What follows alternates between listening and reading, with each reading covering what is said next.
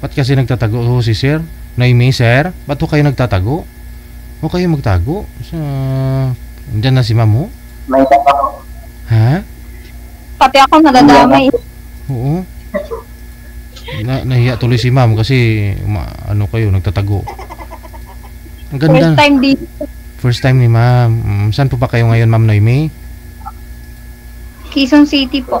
Sa Quezon City. Noemi. Si Jacqueline, no? Jacqueline first name ninyo, ma'am? Oo. Nasa Quezon City. Tapos si Sir Noemi. Noemi yung first name niya. Sir, buksan niyo po yung camera. Taga saan po ba kayo, sir? Anong lugar? Sa General Santos. Ha? Dito pa ako sa General Santos. Dyan. Okay, wag po kayo mahiya, sir. Buhok mo pa lang, poging-pogi na eh. Sige na. Pwesto niyo po yung cellphone, no? Para hindi masayang oras natin. Nagpa-line na po kayo pareho ni ma'am. Usap lang naman. Kung magkasugot bruyot. No. Sige na. Ma'am Noemi, hiwalay sa asawa, boyfriend. Matras talaga. Lapit-lapit ka lang karo, sir. Grumuson na gid, sir.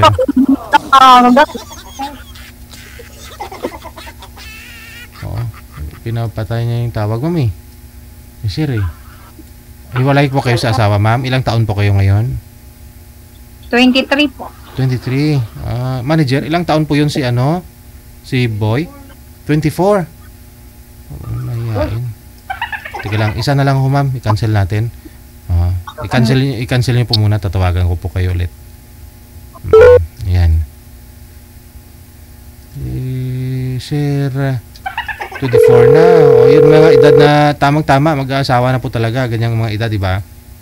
24, 25.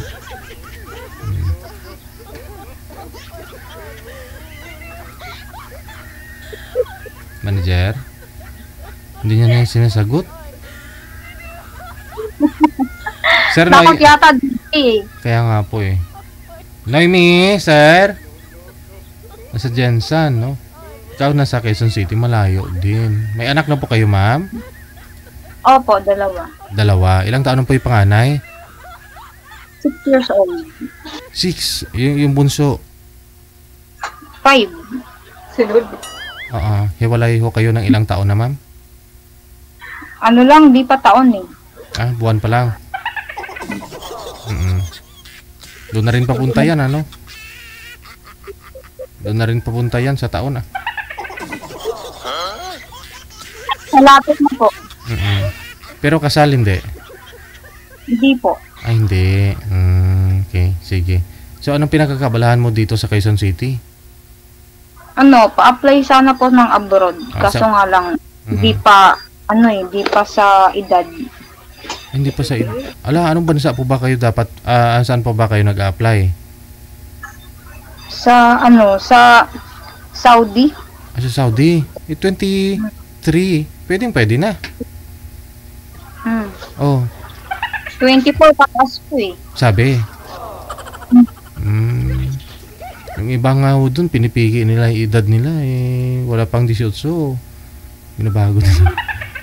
Ngayon kasi medyo mahigpit na po talaga. Nasa agency po kayo? So ngayon, mamasukan po kayo dito sa Quezon City? Pansamantala. So yung mga anak ninyo, saan ho ba? Sa summer po. Okay. So nakastay po kayo sa family ninyo? Mga mag-anak mo ngayon? Sa tatay naman ng mga anak mo, ma'am, nagsusustento sa dalawa niyang anak sa inyo? Hindi eh. Allah, kailangan mo talaga magtrabaho. Kasal kayo, ma'am? Kasal po ba? Hindi po. Ayun lang. Sige. Cancel mo daw, ma'am. Tatawagan po kita ulit. May kasama na po. Ibang lalaki po, manager? Sige. Cancel niyo po muna, ma'am, ha? Umatras yung boy eh. Si Sir Noemi. Okay. Ito po, si Jam. No? Pangalan ni boy, Jam. Si Mark. Labo. Ayun, maliwanag na. No? Saan po kayo ngayon, sir? Mark? Anong lugar? Sa sa Calamba po ako nakatira. Calamba, Laguna. Calamba, Laguna. Wala ko kayong asawa, girlfriend? May dati po akong asawa. Anak, ilan? 3 po. 3. Meron din pong 2 si ma'am. So usap po kayo. Ay, ilang taon na po kayo sir ulit? Si ma'am kasi 23 pa lang. 26 na po ako. 26. Oh, bagay na bagay. Match. Usap kayong 2. Oh, pasok. May 5 na. DJ, Taga saan ka, ma'am? Dagdagan pa ma'am. summer po. Taga Samar ka? Ang probinsya namin is sa Surigao. Pero dito ako lumaki sa Calamba. Nain po ako eh. Ang nanay ko sa Surigao, ang tatay ko sa Davao.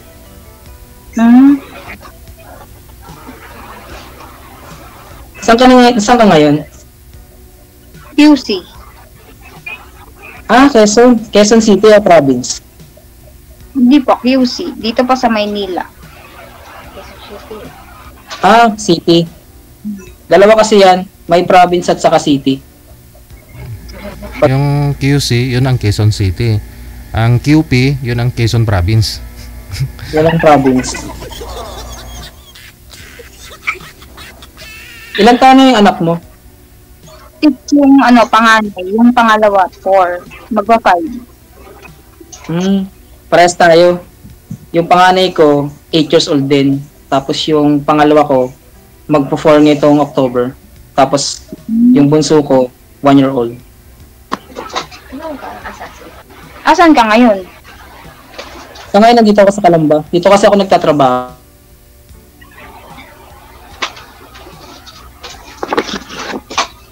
Sige na.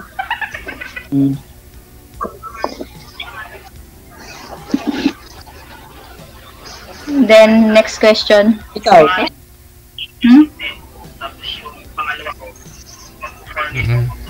Wag lang ho kayo mag-monitor para hindi po magulo. Kasama ko eh. Guripata bala ma'am.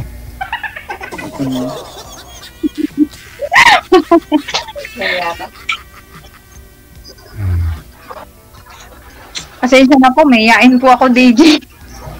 Hindi ko alam yung sasabihin ko eh. Sabihin mo Okay kung lang, tanong ka lang. Oo. Sabihin mo kung ano Wala namang naramdaman mo problema kay yan. sir. Ano po ba naramdaman mo kay sir? Okay lang naman. Okay lang. Kung magawa dito. Hindi ako kasi, sa totoo lang, kakahiwalay ko lang sa asawa. Niwalayan niya ako. Ang asawa ko nasa Saudi. Kasal. Tapos, hindi kami kasal. Ang asawa ko kasi, pag alis niya, hindi ko naman nakalain na maayos naman yung usapan namin hindi ko akalain na papalitan niya ako. Ay. Kaya ngayon, Sa yung mga bata. ngayon, nasa akin ang 3 kong anak. Sa akin, hindi. Nasa sa akin yung mga anak. Pero wala nang ito yung tatay.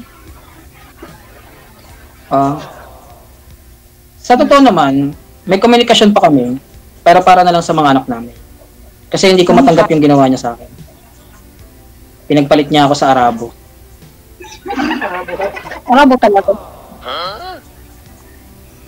Wala na tayong magagawa.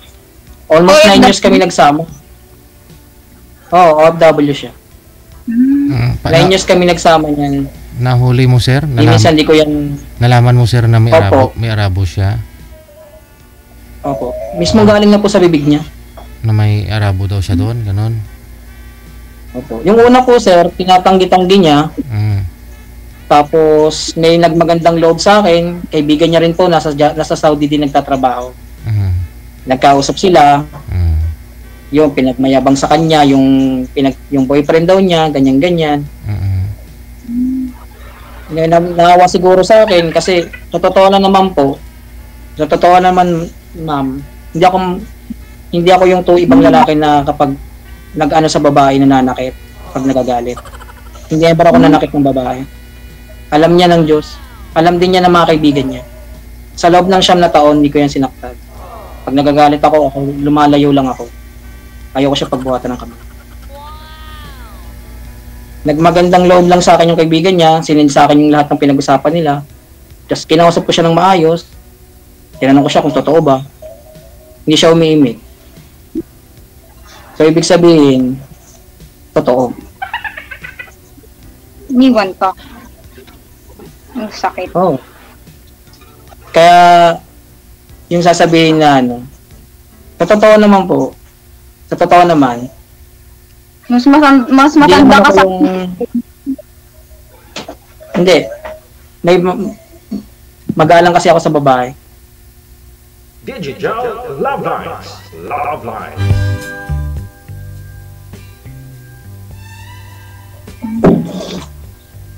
Ako naman yung mabait na tao. Hindi naman ako yung saka yung katulad niya, nakwento ko sa'yo.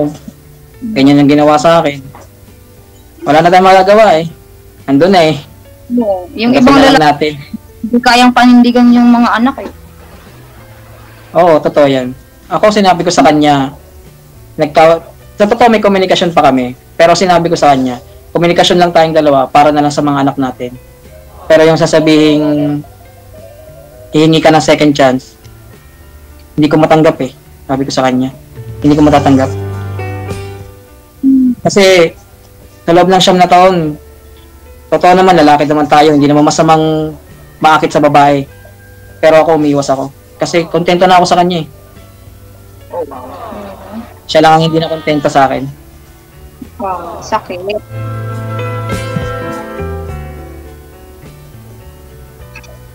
Wala kang masabi? Digital Love Lines. Love Lines. Yan, okay lang. Ako kasi, Alam ko iwan. na. Ikaw, nasaan pala yung tatay ng mga anak mo? Andito din sa Manila. Ba't nag-iwalay kayo? Sorry kung natanong ko ah. Lahat ng bisyo nasa kanya na eh. Mabisyo. Inom, sagal, Naku, tamang hindi hinala. ako, hindi ako ganun. Nagiinom lang ako kapag may mga okasyon lang. Yun lang. Yun naman sinasabi, madali Birthday. gawin. Oo, lahat naman ng ganyan.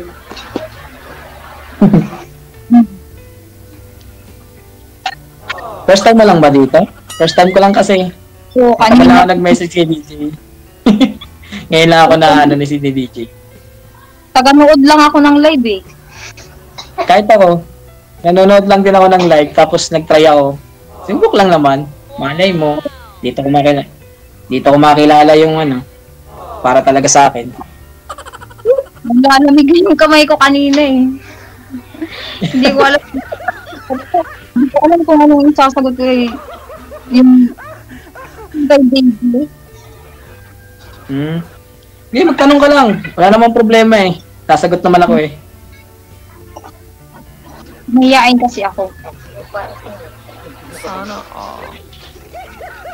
Hindi, natural lang naman yun. Ayos lang naman yun. Kung gusto mo, kung wala namang masama, di ba? Gusto mo, mag-PA na lang tayo. Eddie, wow. Always screen time ako. Gawa ng nakalib ako ngayon ng 1 month. Ang haba ah. Bakit naman? Gawa po ng yung nag-aalaga kasi ng mga bata, umuwi po ng probinsya. Ngayon nag-ano po ako sa company ng request ako. Solo parent leave. Nag-request po ako ng 1 month. Ang galing. Kasi 1 month pa bago makabalik. Lang mo, wala? Sa probinsya? Opo. Di ba? Umuwi kasi yung kapatid ko may may kailangan daw kasi kasuhin. Nanay ko kasing nag-aalaga. Pero sir, di mo na itanong, si girl kasi papunta rin ng Saudi ito, no? Dahil sa alanganin pa ho yung edad niya, 24 pa daw dapat, 23 pa lang ngayon. May 1 taon pa si girl na dapat tintayin. Ngayon, naghahanap yata ng part-time si ma'am. Baka gusto mo siya na lang bantay ng mga anak mo, sir.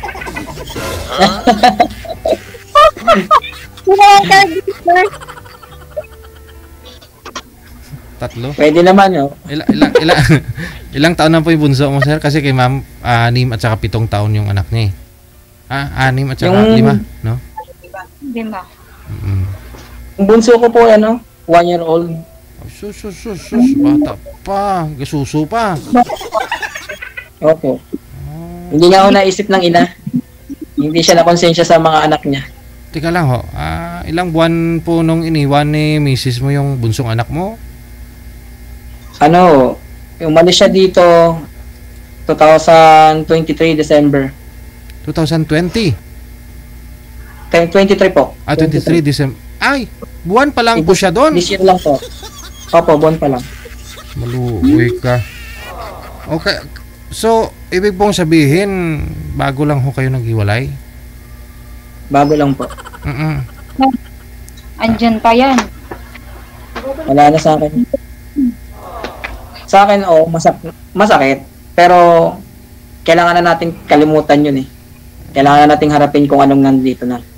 Ano po ba yung nalalaman po ninyo, sir, tungkol sa kanya? Ano po yun, yung may kapitbahay po siya doon, amo niya, na Arabo, binata, ano po? Yun po yung boyfriend niya. Ang sabi po sa akin ng kaibigan niya, na yung nakausap niya ho na pinakita niya lahat, sinabi sa akin na ako'y nagmamagandang loob lang sa iyo. Na, kasi alam ko ugali mo, napakabait mo sa kanya. Hindi ko matanggap na ginawa niya to sa'yo. Yun, sinabi niya ho sa akin na driver ng amo niya.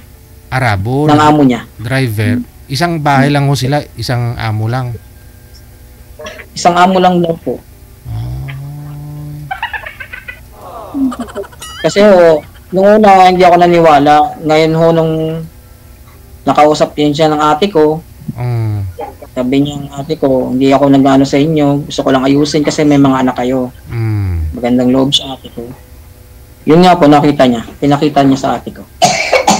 Pinakita yung lalaki? Nakita po ng ate ko. Nakipaglampungan siya dun. Ay, agay. Pinakita pa sa ate mo. Nakita. Pumunta yung ate niyo sa bahay ng amo niya, ganon. Hindi ano ho yun? Nag-video call sila. Kasama yung... Kasi ang ate ko po, yung ate ko kasi ex-abroad. Saudi din. Ngayon, ang sinabi niyang ate ko, hindi ka ba naawa sa mga anak mo? Ginagawaan mong ganyan. Parang wala ako sa kanyang sarili na basta sabi niya kasi sa akin gusto daw niyang maging dalaga. Ilang taon na po ba yun, sir? Ilang taon? Mas matanda po ako sa kanya. 25 po siya. 26 ako. Ilang taon po kayo nagsama? Ilang 9 taon? years po. Babata pa ho 10 years na po kami. So meaning 10 years na po sana. Mga 15 pa lang edad niya, nagsama na kayong dalawa the time? 15, Opo. 16? 15 siya, 16 ako. Yabaw. Wala na ako. Sweetheart. Wanted. Tinanggap ko na ho. Ang mahalaga ho sa akin, makakilala kung sakali mang bigyan ako ng pagkakataon ng Diyos o ano man, dumating yung babaeng para talaga sa akin, tatanggap yung mga anak ko, tatanggapin ko din siya. Kung siya may anak o dalaga, tatanggapin ko yun. Kasi yung ko na lang po kasi sa mga bata, yun na lang talagang ang focus ko. Kung may dadating man, tanggap ang mga anak ko, siyempre tatanggapin ko din siya. Mas malaki. Yun yung Love lines. bago pa lang po. Siguro maglilimang buwan pa lang siya sa Saudi na ginawa niya sa akin. Pero hindi ko na inisip yung sakit. Masakit, aminado. Masakit talaga, pero kailangan nating harapin kung anong meron ngayon. Hindi pwede tayo mapanghinaan ng loob kasi may mga batang umaasa.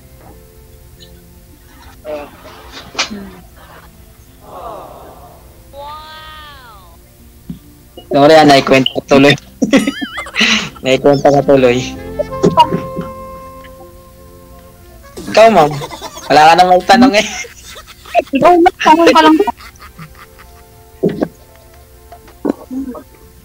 Paalis ka rin pala. Oo, tama. Saang bansang sa Saudi? Anong trabaho mo? Doon, DH? Oo.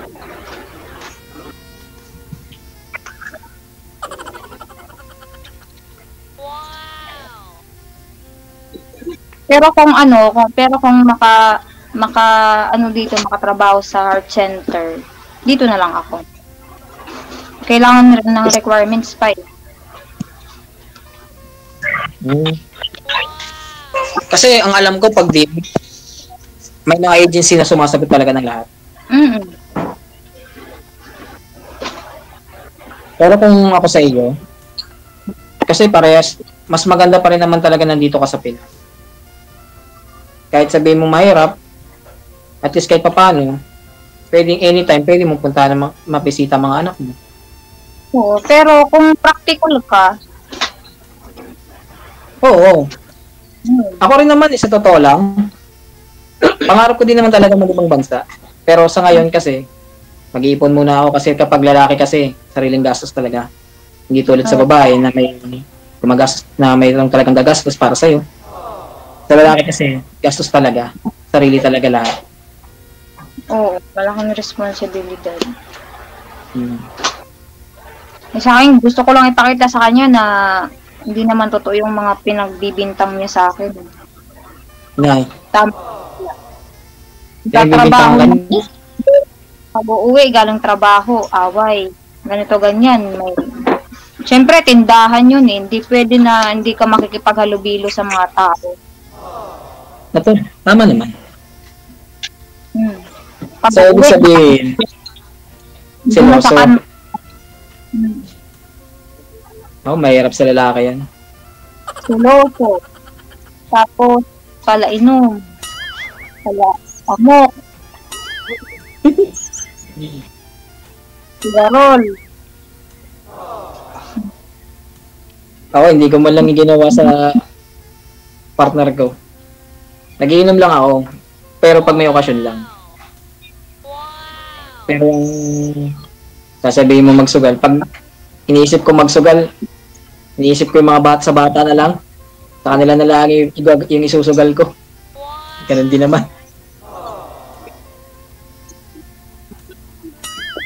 Kasi ako, family-minded ako. Pamilya lang talagang nasa focus ng isip.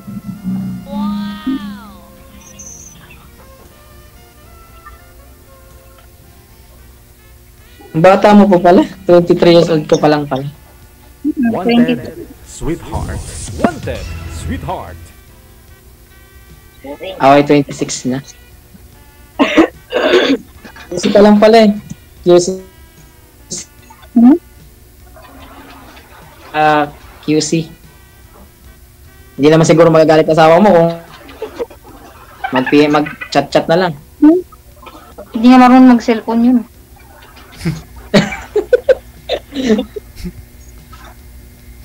Ewan ko lang kung marunong na ngayon.